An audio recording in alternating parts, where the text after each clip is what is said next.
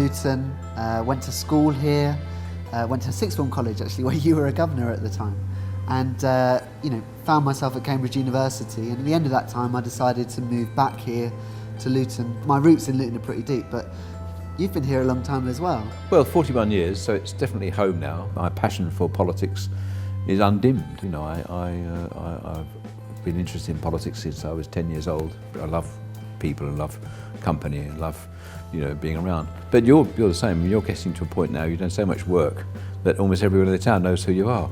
It won't be long before they're saying, "Hello, Gavin, who's that man with you?" Meaning me.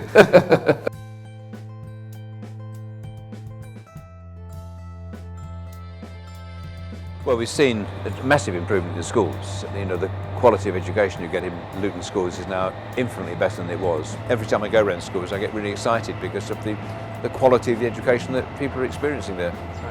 And it's astonishing the number of building projects there are going on, all government funded, essentially. I mean, we've got, I think, 6 of the 7 high schools in Luton North are either being rebuilt or about to be rebuilt.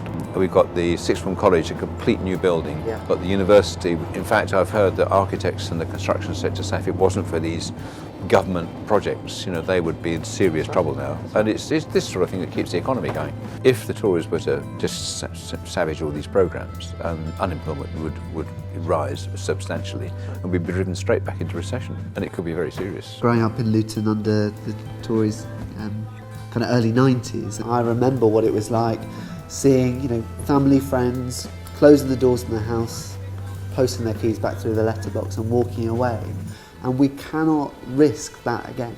Talented people go off to university and that's the last we see of them.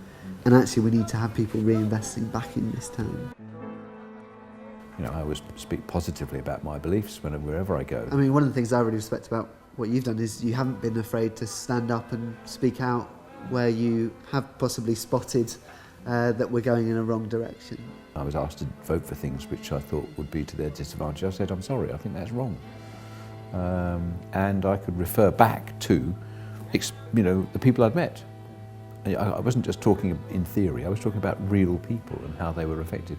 It seems core to the job to me that you like people, that it actually, ultimately politics is about these very big things and grand visions, but if it doesn't make a difference for individuals, and if there isn't that sense of connection, amongst communities, then what is it for?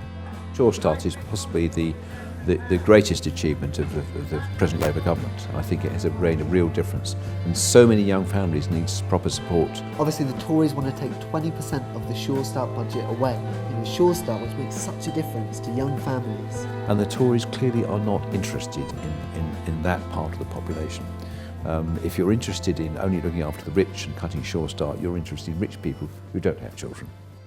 Locally there have been some issues with trust in politics, but your claims, expense claims, were exemplary.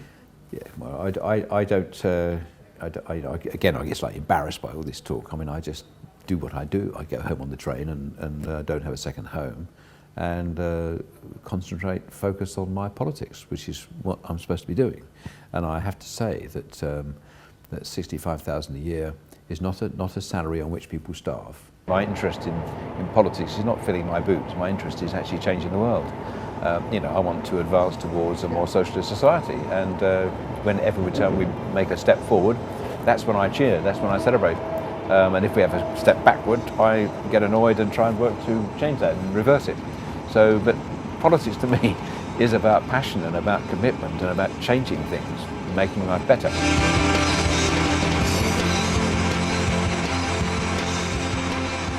The essence of this debate in this election, which is really crucial, is do we want Labour or a Tory government?